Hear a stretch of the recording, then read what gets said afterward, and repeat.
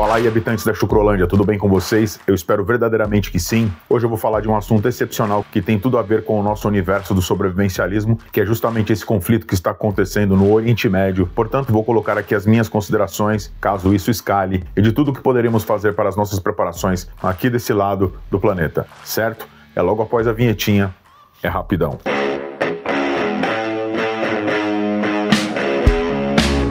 Lembrando que se você ainda não é um inscrito no canal, se inscreva, ative o sininho de notificação, deixa aquele like, deixa um comentário também, compartilhe os nossos vídeos nas redes sociais, porque isso ajuda demais com que o algoritmo reconheça a nossa importância aqui dentro do nosso tema, que são as preparações ou sobrevivencialismo, ok? Se você quiser, você pode ser membro do canal também. Os membros têm algumas vantagens que você consegue ver aí, é só dar uma olhadinha aí na descrição.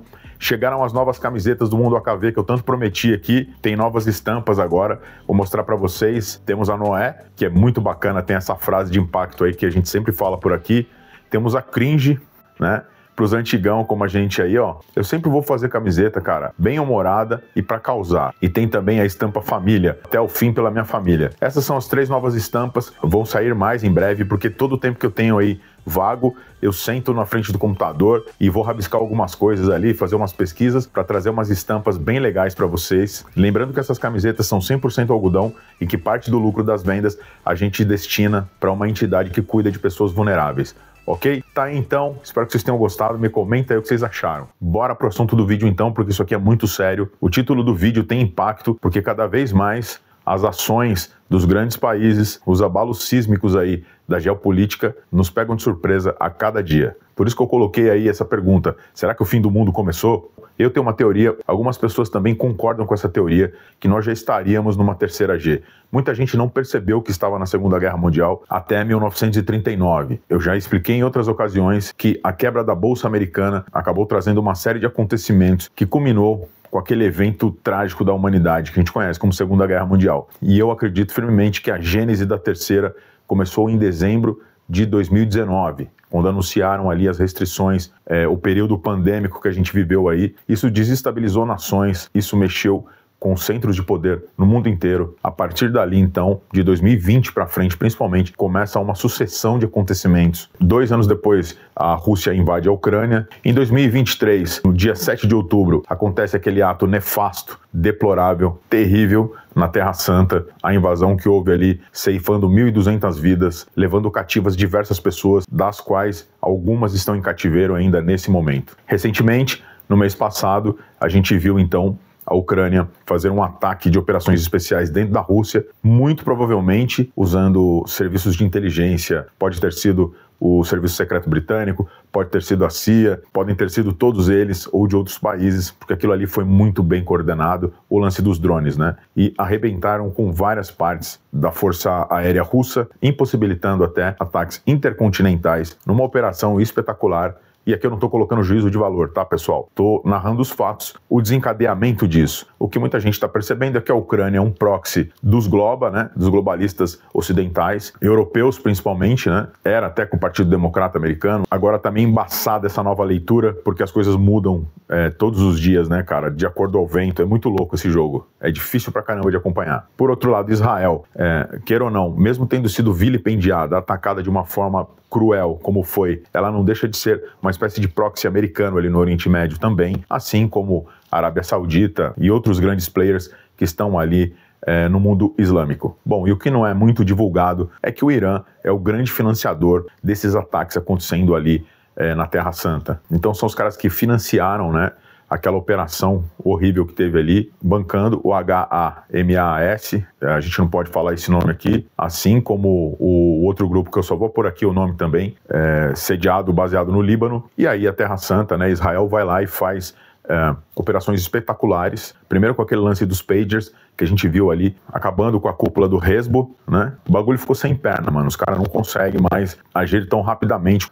Lembrando que existem diversas nações hostis ali em volta, né, da Terra Santa. Às vezes nem são nações, às vezes grupos que estão nessas nações, né, nem todos ali compactuam. Por exemplo, Jordânia é aliada, o próprio Egito também, bem como a população iraniana não tem culpa nenhuma, são pessoas que querem tomar sua cerveja, fazer seu churrasquinho, curtir a vida, cuidar da família, cuidar dos seus negócios. O problema lá é que eles vivem debaixo de um regime extremamente opressor, onde mulheres não podem sequer mostrar o cabelo, não tem voz na sociedade, em geral, tô falando, né, pessoal? É óbvio que tem dissidentes, é óbvio que tem um pessoal que grava podcasts lá, que grava vídeos, mas eles estão incorrendo em um grande perigo, porque se a polícia do estado lá vê pra cima, é cacetada, some com a pessoa, é cabuloso o negócio lá, é uma tirania, é uma ditadura. Lembrando que o Irã também, nos tempos modernos, ele vem vindo num crescendo de grandes desestabilizações dentro desse grande país. São, se eu não me engano, 90 milhões de pessoas, é um país grande. Israel é do tamanho do Sergipe, todo mundo já deve saber aí. É uma fitinha que tem basicamente o tamanho da cidade de São Paulo, mais Santos, Guarujá e uma parte do litoral ali. E o país é isso, cara, é minúsculo. É uma fechadura de chave no meio do mundão ali. Isso até tem uma representação profética, mas eu não vou falar dessas paradas hoje aqui. Eu sigo bastante vídeos iranianos há um bom tempo de culinária, de caras que vão lá conhecer cozinheiros. A gente aqui em casa gosta disso, de conhecer novas culturas, né? Nem que seja pela internet, entender um pouco dos sistemas de preparação deles, né? Das conservas desses povos, é muito bacana isso. E todas essas entrevistas que a gente vê em canais do YouTube são pessoas acolhedoras, que estão vivendo as suas vidas felizes ali, e de repente vem um regime desse, como veio em 1979, tirou do poder o Shah Reza Pahlavi, que na verdade já tinha sido colocado em 1953 pela CIA, pelo Serviço Secreto Britânico.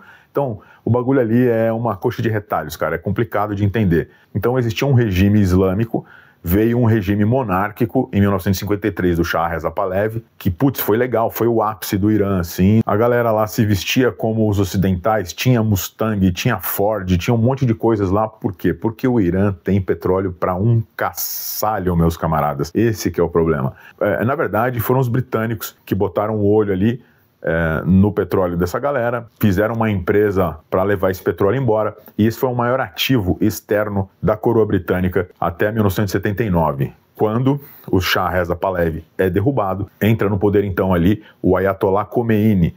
Quando eu era criança eu já acompanhava com meu pai, então esse nome, essa pessoa, essas figuras são muito familiares para mim. Então aconteceu ali o problema do petróleo no mundo na década de 80, teve uma baita de uma alta por causa disso, e entrou então o Ayatollah Khomeini e começou então a vigência de um regime extremamente severo, que dura até hoje. Hoje o cara tem um nome parecido, né? É Ali Khamenei. Você tinha o Ayatollah Khomeini, hoje você tem Ali Khamenei, que é o cabeça do negócio. A agência reguladora atômica soltou uma notícia recente, que na verdade as internas dos serviços de inteligência já sabem há muito tempo, que o Irã chegou, eu não vou nem dizer próximo, mas que ele já teria os artefatos prontos ali, inclusive para lançar naquela região. E o problema, meus caros, que não pararia ali. Uma cabeça, uma ogiva do tamanho de uma lata de tinta é capaz de destruir uma cidade inteira, né? Eles não parariam ali, você pode ter certeza. Portanto, Israel resolveu fazer um ataque preventivo, lançou fogo em todas essas bases que eu falei, daquela forma que a gente também já está acostumado a ver os serviços de inteligência agirem por dentro, né, dos países,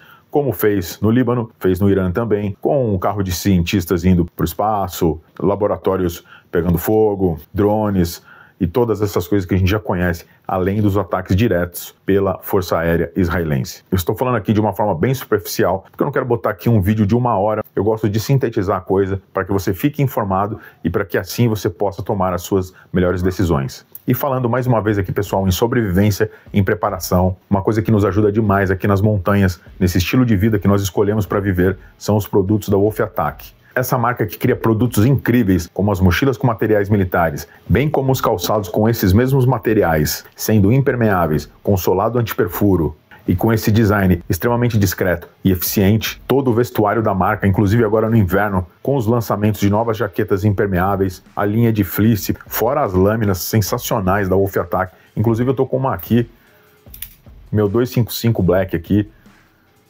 tá o dia inteiro comigo, baita lâmina eficientíssima que eu uso aqui no meu dia a dia. Enfim, tudo na Wolf Attack é criado para ser robusto, resistente e funcional. E nós estaremos do dia 3 ao dia 5 de julho na Shot Fair Brasil, em São Paulo, no stand da Wolf Attack, ou seja, fomos convidados pela Wolf Attack para estar lá com vocês. Estaremos os 3 dias na feira. O ano passado foi sensacional receber a galera ali, o carinho do público, e o bacana é que a gente vai estar ajudando a demonstrar os novos produtos que estão chegando aí dessa marca sensacional que ajuda demais a gente aqui. Beleza? Então não esquece de dar uma passada no site e usando o nosso cupom MUNDOAKV, além de você obter desconto, você ajuda demais o canal a continuar trazendo conteúdos de valor aí para as suas preparações. E é por isso que eu sempre digo por aqui que a Wolf Attack é incomparável. Continuando o vídeo então, lembrando pessoal que existem então 3 linhas de conflitos hoje em dia que a gente pode analisar, 2 delas já estão acontecendo e uma na iminência de acontecer. A primeira, Rússia e Ucrânia, todo mundo já sabe.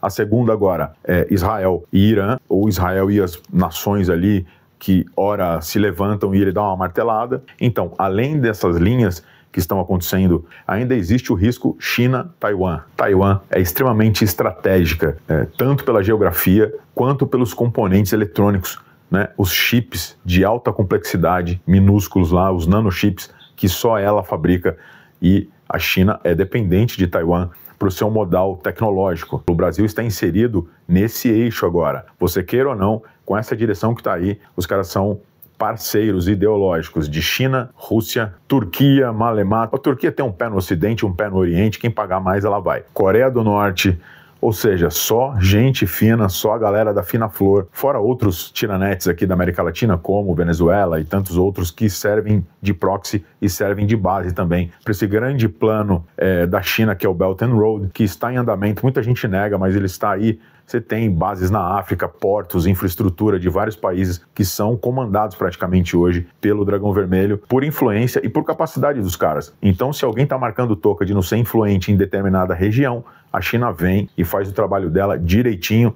Se fosse para bem da humanidade, todo mundo ser feliz, seria ótimo, né, cara? Eles têm um plano de nação, queira ou não. Nós não temos plano de nada, velho. Nós temos um plano de sobrevivência aqui, você entendeu? Então, assim, cara, olha a situação do mundo. Ou se acende uma vela hoje para esse eixo aí, Estados Unidos contra o resto do mundo, porque eles não têm mais o apoio da França, da Inglaterra, de ninguém praticamente. Então, se estourar um papoco no mundo hoje, não dá para delinear, para traçar um panorama exato do que aconteceria, cara. Ninguém consegue prever o que vem pela frente. Por mais que exista influência, por mais que exista poder nos Estados Unidos, que o Laranjão seja forte, ou que ele diz que é forte, ou o tanto de poder bélico que eles têm, daqui 4 anos ele tá fora do poder, meu chapa. E ali o Xi Jinping vai continuar, Putin vai continuar, esses caras estarão no poder ainda. É um jogo de xadrez 5D, para falar a verdade. Mas vamos pensar aqui então num cenário, no pior deles, se a coisa sai completamente do controle e de repente alguma dessas nações faça, né, o que a gente mais teme, que é jogar um artefato nuclear em uma outra nação. O que aconteceria a partir daí? Existem diversas projeções e tudo isso dependeria do tamanho do artefato, onde seria lançado, o estrago que ele faria, né? Acontecendo isso seria terrível. Teríamos que analisar primeiro se seria algo direto, se seria um artefato sujo. Pouco se fala, mas existem coisas mais terríveis ainda do que você lançar um ataque nuclear. Você pode lançar uma bomba suja, que seja uma ogiva com material biológico infectante, por exemplo. Isso pode acontecer. Ou com refúgio nuclear. Quem é mais velho aí, que nem eu, já viu o que aconteceu em Goiânia, por exemplo, com o Césio-137, onde um pedacinho assim de material radioativo contaminou diversas pessoas. As pessoas acabaram, né, falecendo por conta de um pedacinho pequeno de césio que foi encontrado dentro de uma máquina usada para raio-x. Um cara de um ferro velho pegou esse material, achou bonito, né, e levou para casa e contaminou um monte de pessoas. Imagine então o que seria um ataque nesse sentido em alguma dessas nações. Uma outra coisa também que a gente tem que levar em consideração e deve pensar, se é uma pancada direta, está sendo mandado ali de repente um artefato direto para o solo, ele tem um impacto, vai arrebentar com, de repente, um bairro, uma cidade. Vai ser algo grande, mas não vai ser algo gigantesco. Se a gente for lembrar aqui, o que foi causado em Hiroshima e Nagasaki foram artefatos que explodiram antes de tocar o solo.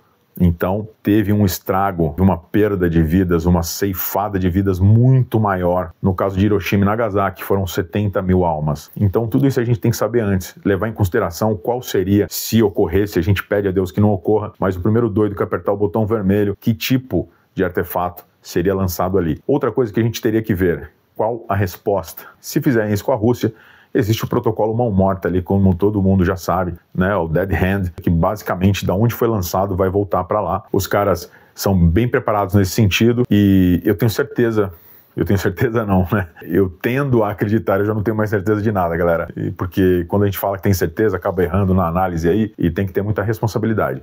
Mas eu tendo a acreditar que se a Rússia lançar alguma coisa dessa na Ucrânia, acho que seria uma grande burrada, porque ali é perto, é encostado, é tipo Brasil e Argentina. Então os ventos, todo o ambiente ali estaria contaminado por radiação. E eu acho que só se o cara for muito louco mesmo, não sei se ele é, para fazer um negócio desses, né? Se a coisa sair do controle, começar fazer um ataque, o outro responde, começa uma troca, né, desses artefatos por lá de uma forma mais veemente, primeira coisa que se teria que fazer, quem está ali, né, no paralelo 44, geralmente onde a probabilidade seria muito maior dessas coisas acontecerem, aquela faixa do planeta ali que é dos Estados Unidos, Austrália, Japão, Rússia, parte da Europa, um pedacinho do Oriente Médio. Então a coisa se desenvolveria ali primariamente pelo que a gente consegue ler hoje em dia das coisas que acontecem, dos conflitos regionais que acontecem ali naquele pedaço da Terra. A primeira coisa então seria 72 horas trancado dentro de casa.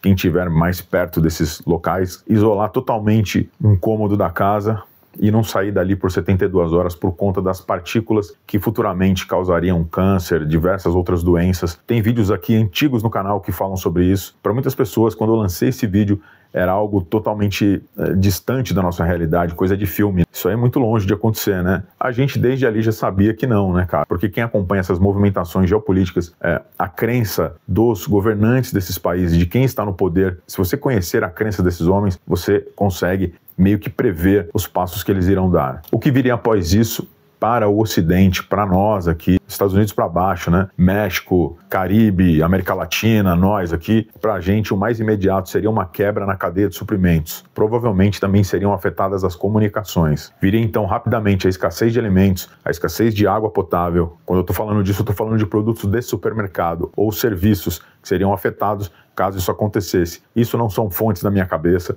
isso aí não é tirado do nada, são protocolos que a gente transpõe e às vezes até maximiza um pouco, mas de coisas que aconteceram no segundo conflito mundial, por exemplo. No Brasil faltou trigo, café, como um monte de outras coisas, porque essas safras acabam tendo que abastecer outros países, então muito do que era preparado para o consumo interno acaba sendo extravasado, porque quem paga mais leva, né, meu chapa? Desde que o mundo é mundo. Então, assim, seriam das primeiras coisas que aconteceriam, né? Quebra de suprimentos, talvez quebra de comunicação, internet, até TV, satélites. A gente não sabe em que ponto, qual seria a proporção de ataques como esses, por exemplo. A partir disso, para quem está mais perto dos centros de ação, poderiam surgir enfermidades, né? Por conta da escassez de alimentos, por conta da falta de ordem, da limpeza pública. Isso, em larga escala, em lugares muito populosos, poderiam tomar maiores proporções. Uma outra coisa que poderia acontecer nesses cenários seria as grandes fuligens de cinzas radioativas que sobem como as erupções de vulcões. Quem já viu aí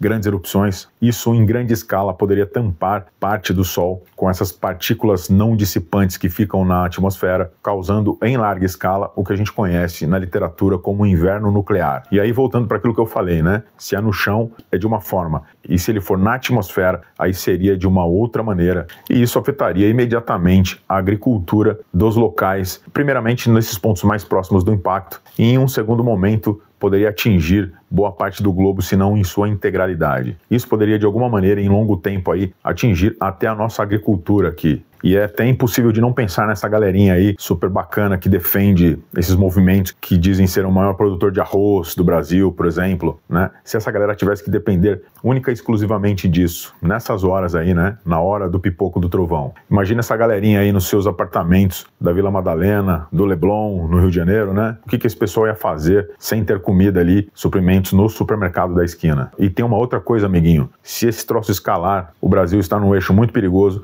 tá escolhido, já é fato. O Brasil já tá de um lado dessa parada aí. Essa galerinha dinâmica aí, super bacana e sensacional, boa parte está em idade militar. E esse povo vai estar na roça e sem enxada se isso acontecer. Bom, e para quem ficou nas grandes cidades, como eu sempre falo aqui no canal, num cenário como esses, onde começam a ter apagões, escassez de alimentos, de água, de serviços básicos, hospitais. É nesse contexto que eu sempre falo, né? Tem um vídeo dizendo que o AR seria a nova plataforma de cartão de crédito. Porque aí já é caos nas ruas, nos grandes centros, pessoas buscando suprimentos, ondas de arrastões, saques de lojas e supermercados. Isso ocorreria, segundo especialistas, após uma semana de um grande evento nuclear. A partir de um mês, nessa situação, já existiriam grupos organizados. E aí a treta seria a respeito do que sobrou, né? Suprimentos, alimentos, água, ferramentas de defesa, munições, combustíveis, roupas e tudo que se puder angariar nesses cenários. E muitos estudiosos sérios da área de gestão de crises dizem que em um mês, nessa situação, mais de 1 bilhão de vidas seriam ceifadas. Teríamos possivelmente, num inverno nuclear,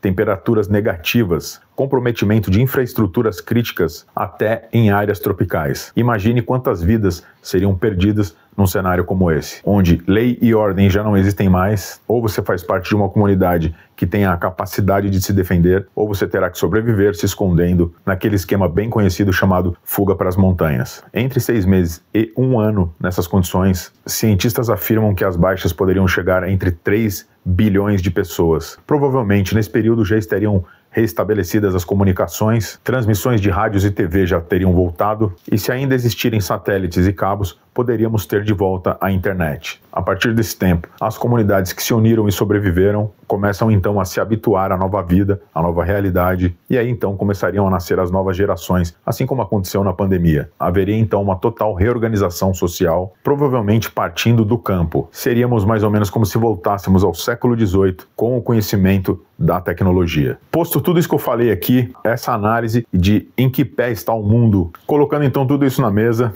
vem aquela pergunta, né? Dá para evitar um pesadelo desses, das coisas saindo do controle, porque as elites querem mandar um monte de gente para a máquina de moer? A gente teria como evitar isso, sem falar na aceleração dos tempos bíblicos também, né? Porque se você bater lá, meu chapa, tá conferindo tudo, quem é quem, posicionamentos geográficos, as atitudes que estão sendo tomadas nesse tempo em que vivemos, inteligência artificial e todas essas cositas que a gente sempre fala por aqui. Mas dá para evitar isso tudo? Não, não dá para evitar, galera. Isso aí é uma caixa de Pandora, foi aberta e os tempos se desenrolarão da forma que tem que acontecer. Mas o que dá pra gente fazer é se antecipar. Eu sempre falo isso daqui. E eu vejo caras grandes aqui na internet, cara. Caras que eu respeito, inclusive. Eu vejo muitos desses caras falando que não, você não precisa ir pro campo, você tem que ficar nas grandes cidades mesmo, porque nós somos a luz do mundo e tudo vai dar certo. Ok, tudo vai dar certo no final. Mas é assim, galera, muitos desses caras estão mais preocupados em vender seus cursos do que realmente falar da efetividade das suas preparações. E não que eu seja contra vender conhecimento, não, pessoal. Eu sou super a favor, eu consumo essas coisas também. Quando eu compro um livro, eu estou comprando conhecimento de alguém. É a mesma coisa, eu vou lançar cursos. Eu tenho pilhas e pilhas de material para lançar, mas eu tenho que ter responsabilidade com o que eu estou falando aqui. Mas assim, dizer que não pega nada, ficar nas grandes cidades, que não tem problema, que a gente fica onde a gente está. Ok, se é o que você consegue, meu. Deus é Deus em qualquer lugar, velho. E vai te proteger em qualquer situação, se você tiver a marca dele. Isso é um fato inegável em toda a trajetória das escrituras. Mas eu não posso negar a realidade das coisas. E eu não gostaria realmente de estar nas grandes cidades, em um mundo como esse, que está flertando com o abismo. E eu não dormiria tranquilo se eu não falasse a verdade aqui com vocês. Sobrevivencialismo de verdade salva vidas. E não apenas coloca pessoas em estado de agonia ou um estado de alerta constante. Isso que a gente convencionou a chamar sobrevivencialismo ou mundo prepper, ele deve servir para que a gente se prepare, como os nossos antepassados fizeram para a gente chegar até aqui. E no macro, o que a gente está vendo é um grande tsunami no horizonte, que se alguém não colocar essa bola no chão, se alguém não frear o que está vindo pela frente, isso só tende a se escalar. Muito se fala na mídia hoje em dia, cara, sobre a banalização desse termo de um mundo com ataques nucleares.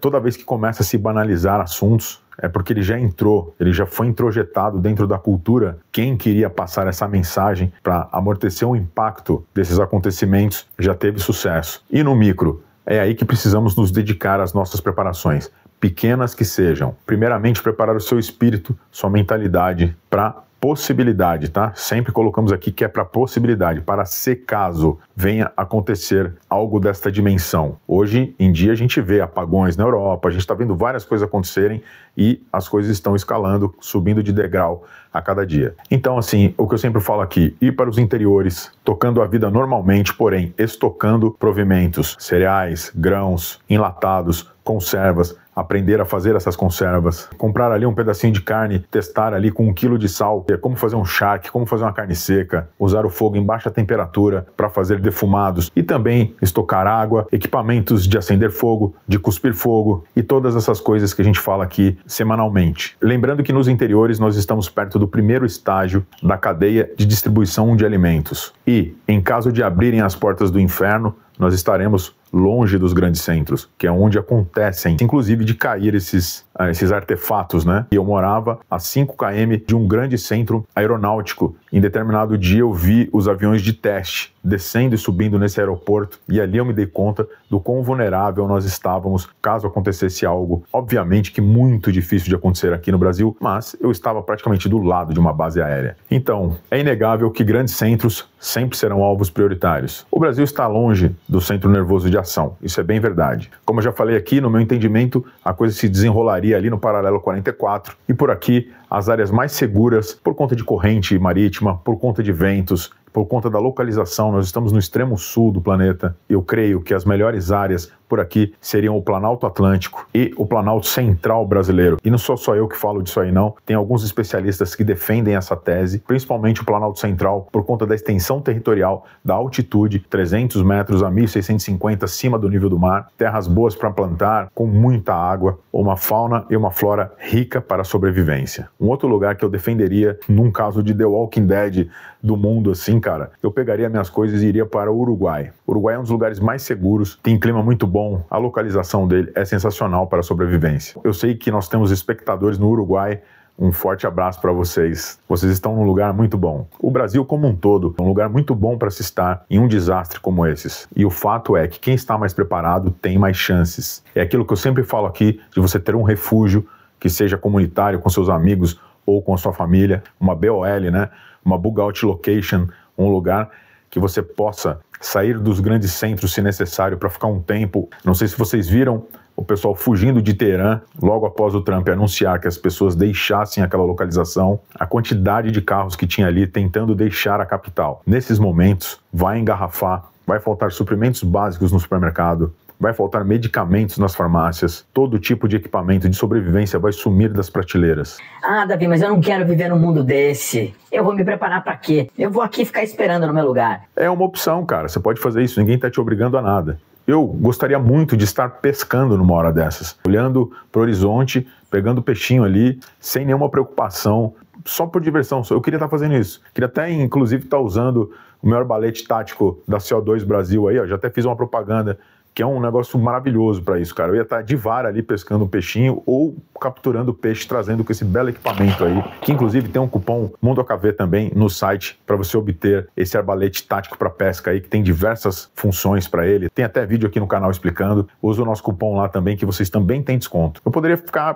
pescando lá sem fazer nada, cara, e esperar que o mundo vire um lugar de flores, brigadeiros e pavê, cara. Só que a vida real não é assim. O desenrolar das coisas do mundão tá aí e não pede licença para ninguém. E não para de nos surpreender. Eu sempre falo e repito por aqui, nós temos que ter fé no eterno, orando pelo melhor e nos preparando para o que vier. Esse mundo só terá redenção quando o Filho do Homem voltar aqui e colocar ordem nessa bagaça com vara de ferro, como está escrito naquele livrinho preto que você tem aí na sua casa. Enquanto isso não acontece, preparemos-nos da forma que a gente puder, sem afobação, sem gastar mais do que a gente pode, com inteligência, com perspicácia, e assim a gente vai vencer com toda certeza. Então é isso, pessoal. Eu desejo que vocês estejam cada vez mais preparados, sempre 10 passos à frente, e até um próximo vídeo, se Deus quiser. Valeu, pessoal!